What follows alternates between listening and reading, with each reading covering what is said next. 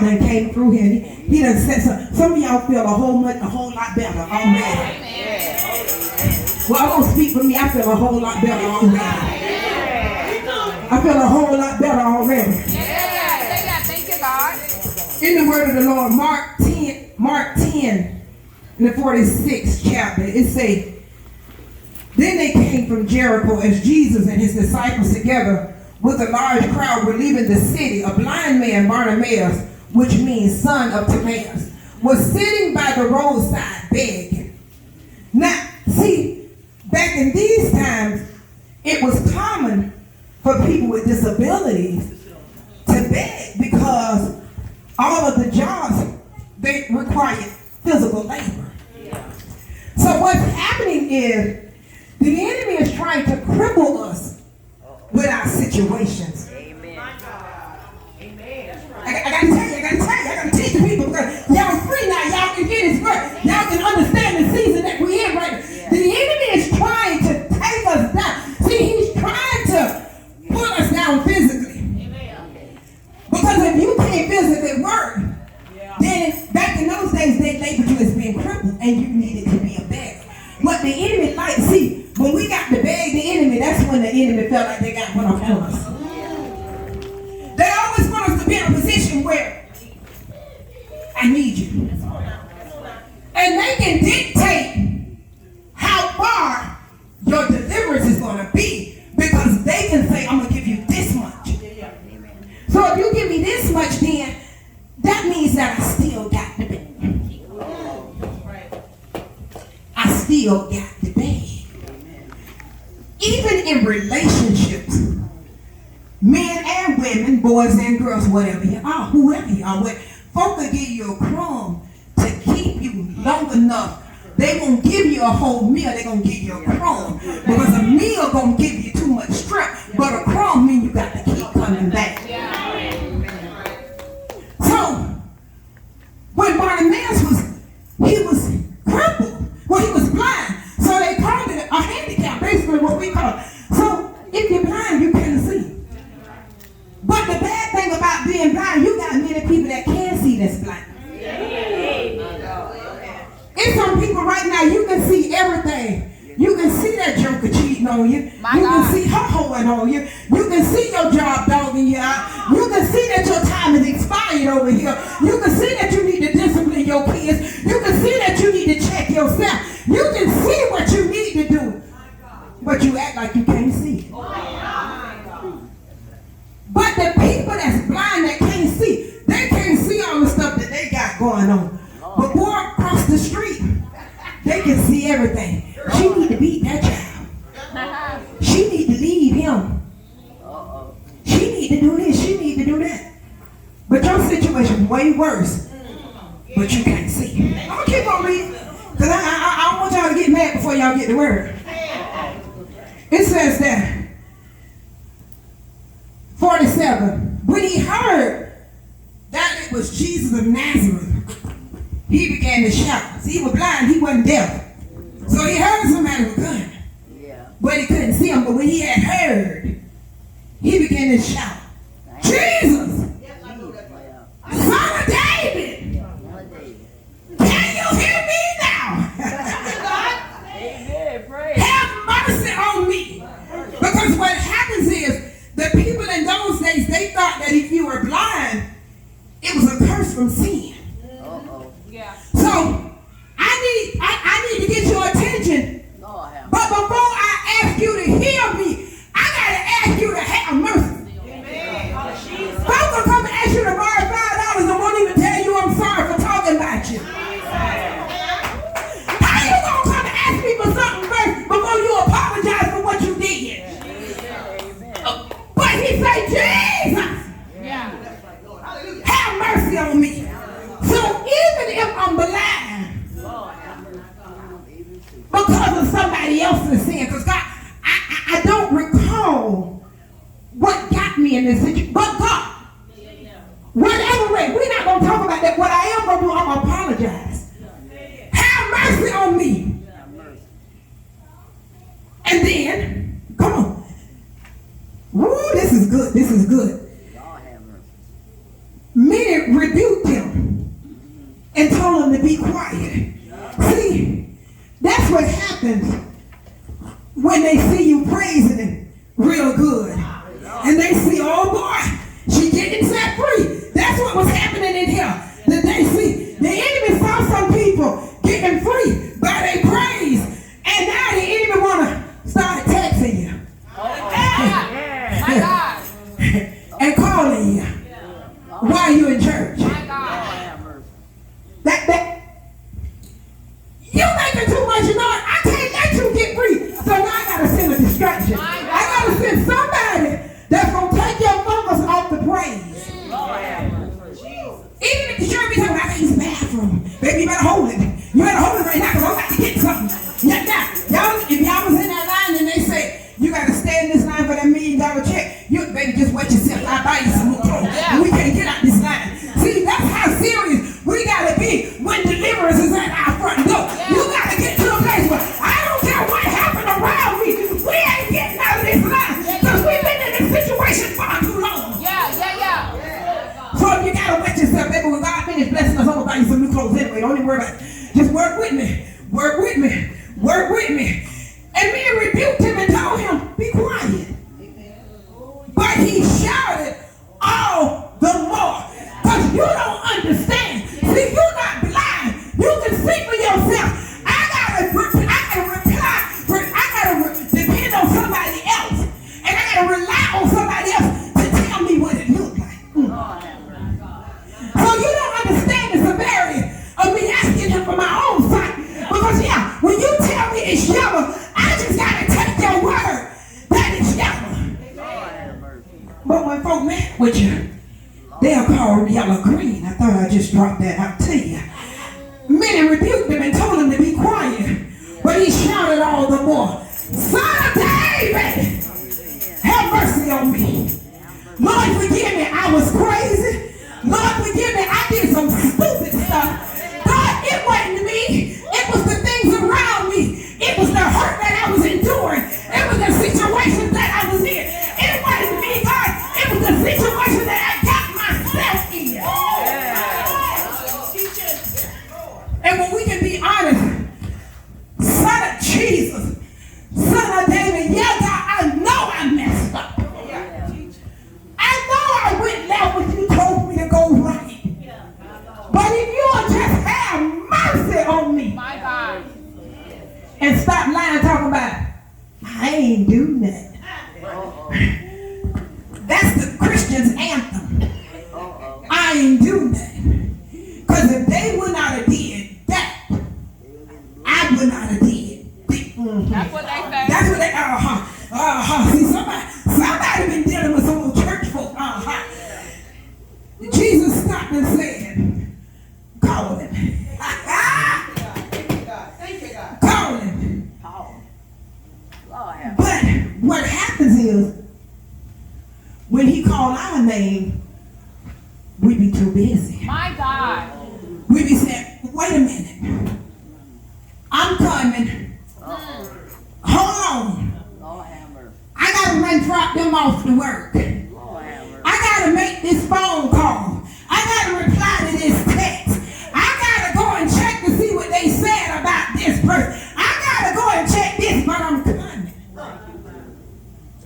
Many times we delayed because when he called our names, we were too occupied. My God. He said, call him. So they called the blind man, the same people that was telling him to be quiet. Now he's going to use them to say, call him. Well, since you ain't going to shut up, because it always got to be a reason. Well, since you ain't going to stop making all that noise, then Jesus wants you. I don't care. I ain't shutting up until he called my name. If I got to praise him all night and all day, I ain't shutting up till he called my name. Some of y'all got to get to that place where I don't care what's going on. I ain't shutting up. I ain't stopping moving. I ain't doing nothing till he called my name. Yeah. And when you get to that place, God will see, he saw the matter of desperate. Jesus! Some of that, I want to make sure Pastor Graham, nobody else can't answer because that ain't ain't your name. I need you to know that I'm calling you. Amen. When he called him, I want him to know. I don't want his armor bearer. I don't want nobody in the crowd. I want Jesus to understand that I'm calling his name, not nobody around him. Yeah. Because that's what we do. When we call Jesus and he'll show up, we call somebody that have the appearance. My God. That can deliver the same level of blessing that we need. I said it and I mean it. Break it down, Pastor. I plan to. See, when we hurt and we telling God, God, please deliver me from this hurt. And he ain't moved yet, guess what we do? We go find a space filler. My God. That's going to make that hurt feel like it's a little better. And all you doing is filling that space because if your heart is still over here, your body's still over here aching, but you got that space filler to make it feel like it's a little better. But God said, no, I intended you to sit this season out because when you're finished going through this process, you're going to be meat for my use. Yeah. Many people, God can't use you because you found a space filler to occupy that space. And instead of getting completely healed, you got a little feeling and you felt like you was all right. Yeah. When we go through seasons of hurt and we can't have what we want, we get the next closest, something that might have the appearance that's going to work for us. So a lot of people messed up right now and can't get out of bondage because they got in a relationship when they were in a hurt situation. And now you went in hurt. You got more damage, and now you can't figure out what the hell you can't get yourself together because you was hurt and damaged. Now you still got to go back and get out of damage first, so you can be healed from hurt. My God. Somebody thinking it's quiet. Stop running to other folk when you hurt. The word of God tells us that we keep our mind stayed on Jesus. Even the hurt places will be healed. And you won't damage nobody else. Because many of us, to be honest, many of us got bodies over here, but they heart cross town. I don't just want a body.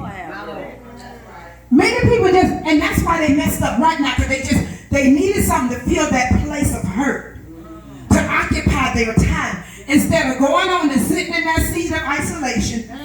And I done been there, it ain't too bad, because what happens is, when you learn how to be isolated, it don't take you too long to heal from your next situation. I just talked to somebody. So, if you stop looking for people to heal places that God said only I can heal. I'm the only one that can heal you. So you can see Bobby, you can see Susie, you can see Sally. See, some people confused. They don't know who they are because I went to Bobby and he didn't do it. So Sally said that she could fill those places. So I went to Sally. But then Becky said, well, Sally couldn't do it, but I can do it. And then Billy said, well, clearly, Becky, Susan, none of them couldn't do it. Just come on over here. See, you done been through so many different people. Trying to find the only thing that God is the only one that can heal you from. One of them know that it ain't nobody that can heal me from this blind situation but Jesus. I don't need Brian. I don't need Jason. I don't need KK. I don't need Jeff. I need Jesus. Yeah. And unfortunately, many times we go through all of those people to realize that we still didn't get what we need. Because only Jesus can give it to us. But if we get to that place where we say, you know what? I can't expect nobody to heal me from this level of hurt because they don't understand. You can't understand a place that you've never been in. God said, call him. So they called a blind man. Cheer it up. On your feet. He's calling you. When you know that, you know that you know. See, as I sit here and the worship the praise got higher. And they got higher. And then my baby was sick for 5 days. And then I wake up and she got a little strength. Then now my son down. I said, the devil is a liar. Because now the enemy knows that I got the key. See, what he's done,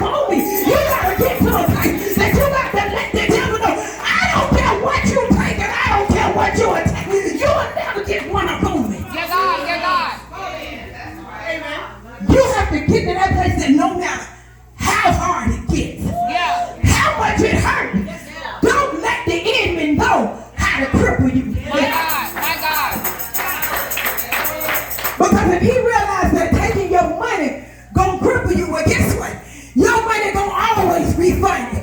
If he understand that attacking your children gonna get you crippled, he gonna forever attack your children. If he know that attacking your health gonna put you in a crippling state, he gonna forever attack your health. You got to make the enemy wonder what it is about them that they ain't going down.